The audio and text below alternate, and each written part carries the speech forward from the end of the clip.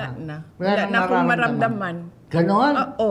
Wala na akong Talaga? maramdaman. Wala na kahit kabugin ng kabugin. Wala na. Tila sinagot na ni Vice President Sara Duterte ang tunay na estado ng unity nila ni Pangulong Bongbong Marcos Jr.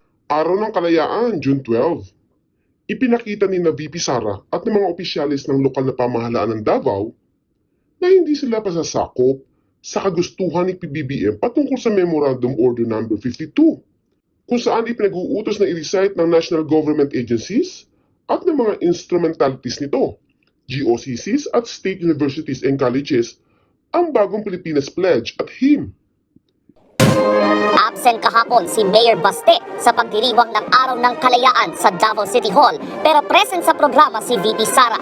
Dumalo siya sa flag-raising ceremony pero hindi inawit ang bagong Pilipinas hymn na ipinag-utos kantahin kamakailan ni PBBM at inirekomenda rin sa mga LGU. Sa kanya namang speech sa harap ng mga kawani ng City Hall, binigyang diin ni VP Sara na huwag daw sanang kalimutan ang naging sakripisyo ng ating mga ninuno para makamit ang soberanya ng Pilipinas. On Independence Day, we do not only celebrate our liberation, but also place emphasis on the importance of remembering the adversities we have overcome and the ideals we fight for. Ito ay napakinggan natin sa Quirino Grandstand kung saan naroon ang Pangulo para i-celebrate ang Independence Day. Pero si VP Sara at ang mga taga Davao City LGU hindi ito pinatupad habang nagkakaroon ng selebrasyon ng Independence Day sa kanilang lungsod. Nga nagpalabas ng memorandum at circular itong si Pangulong Bongbong Marcos na dapat kantahin itong bagong Pilipinas sa mga events. Pero kanina napansin natin na hindi pinatugtog ang nasabing bagong Pilipinas hymn at itong bagong pledge. At tinanong din natin si VP Sara kanina kung ano ang komento niya o reaksyon tingil sa ipinalabas na memorandum circular ni PBBM. Ang sabi lang niya, no comment. No comment. Talagang Yun no comment. yung sabi niya, no comment. Okay, that's medyo loaded yun kasi it's something that you would have expected her to react to. Oh, I guess action speaks louder than words, no? Hindi nila pinutugtog eh. Saka hindi ni-recite. So I guess yun na yun yung pinaka-comment nila. Wala siyang dinagdag doon sa puntong yun, maliban sa no comment? Wala na talaga, Ed.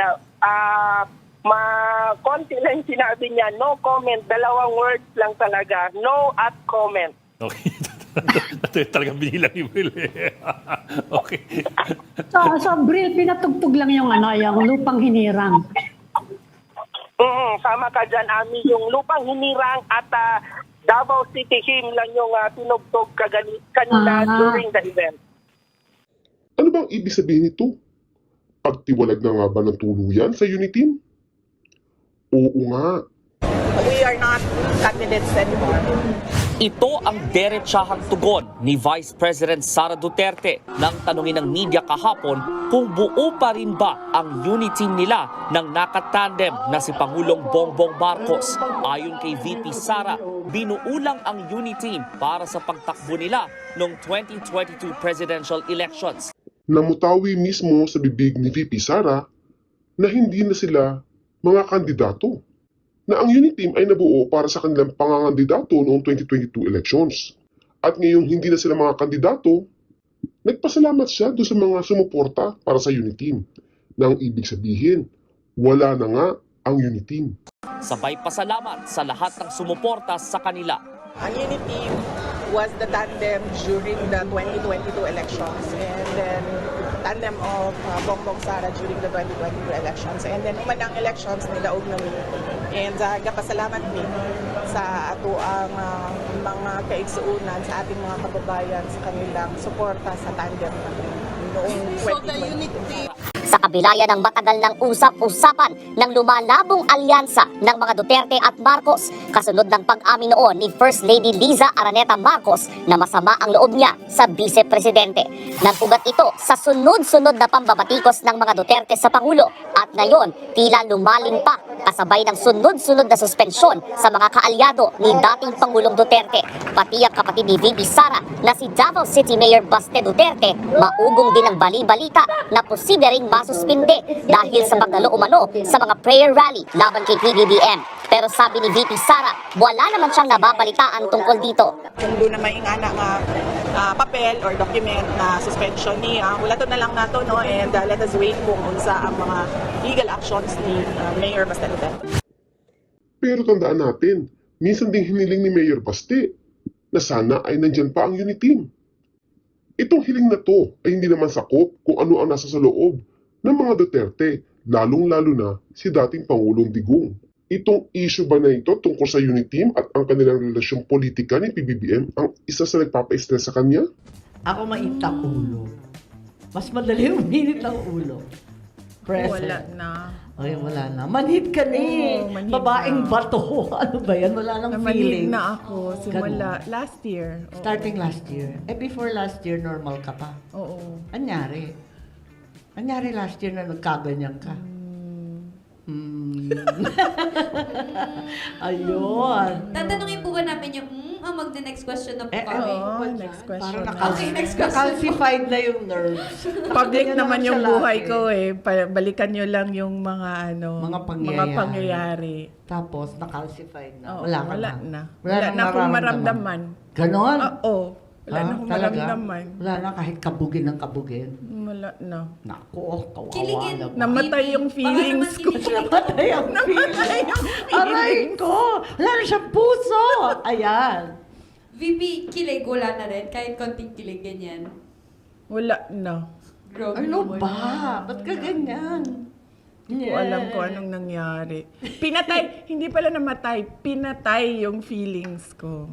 Ouch! Naku, iyakan na tayo nito. Maglasing na lang. Biglang naghanap ng tequila and vodka. Marami kasi nakapuna ng sugat niya sa liig. Ito daw ba ay aksidente lamang o nasadya? Lalo pat sinabi niyang siya daw ay manhid na sa mga isyong ganito. Inaangguluhan ng iba na baka may kinalaman ito sa personal na relasyon ni VP Sara sa kanyang asawa. Pero dapat ang ganitong mga klaseng personal na issue ay hindi na nga dapat pinag-uusapan pa. Dapat pampolitika lang at kung ano yung current events na makakaapekto sa bansa ang ating pagtutuunan ng pansin. Pero hindi nga maiwasan na makita ng karamihan kung ano ba yung nasa liig nitong si VP Sara. Pero kung siya man ay nai-stress sa ngayon at manhid na, mas pinakita pa yata ni VP Sara ang tapang niya. Lumantad ito noong Independence Day. Although sinabi niyang no comment pa rin siya sa Memorandum Order 52 dito sa pagre-recite ng bagong Pilipinas Hymn at Pledge, the mere fact na siya ay naroroon sa Davao City, nakipag-celebrate siya sa lokal na pamahalaan at hindi ito nirecite at pinakanta sa kanilang flag ceremony. Ito marahil ang pagpapakita na hindi kami susunod sa anumang memorandum order ni PBBM. At sa pag-amin niya na ang unit team ay ginamit lamang sa kanilang pangangandidato, ibig talagang sabihin na wala na ang unit team. At siya ba ay hindi na parte ng administrasyon? At kung siya man ngayon ay sumasalungat sa anumang polisiya ng administrasyon, lalong-lalo na dito sa pagpapatupad ng Memorandum Number 52, ibig nang sabihin ay siya na'y sumasalungat sa mga utos ng administrasyon? At kung siya man ay sumasalungat, hindi ba mako-question kung bakit nananatili ka pang miyembro ng gabinete? Ano sa tingin po ninyo? Dapat na nga ba siya mag-resign?